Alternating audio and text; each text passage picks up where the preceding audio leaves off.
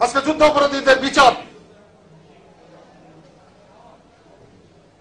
বলছেন, পপুলার হওয়ার জন্য বলছেন।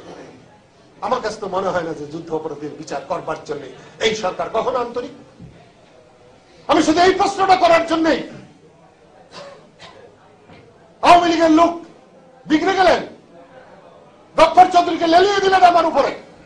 আমি তো মনে করি পাকিস্তান হানাদাররা বাঙালির বুকের উপরে চেপে বসেছিল যে যখন, তখন এই পাকিস্তান হানাদাররাও যে পরিমাণ নির্যাতন করেছে, কলম দিয়ে গফফর চৌধুরী তার চেয়ে বেশি নির্যাতন করতে, তার কোনো কথা ঠিক না। 1975 সালে বঙ্গবন্ধুর এত বিরোধিতা করেছিলেন, এত সমালোচনা করেছিলেন, বঙ্গবন্ধুর কাছ থেকে টাকা নিয়ে টিকিট নিয়ে ক্রান্তি আমায় ক্ষমা করো প্রভু বলে উনি ইংল্যান্ডে চলে গেলেন। আজকে সবক দিচ্ছেন বাঙালিকে। 37 বছরে যে বাঙালির কোন কষ্ট দুঃখ দেখেন নাই, তিনি আমাকে সবক দেন। আজকে সেই জন্য বলছি, আমি বললে পরে হয় যুদ্ধ অপরাধীদের বিচার ত্বরান্বিত হোক, আমি সন্দেহ প্রকাশ যদি করি তাহলে সেটা হয় অপরাধ।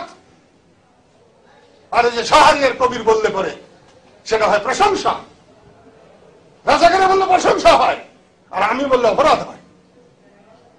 আপনারা যুদ্ধ অপরাধীদের বিচার করবার জন্য এই ট্রায়াল করেন নাই, এই কমিশন করেন নাই।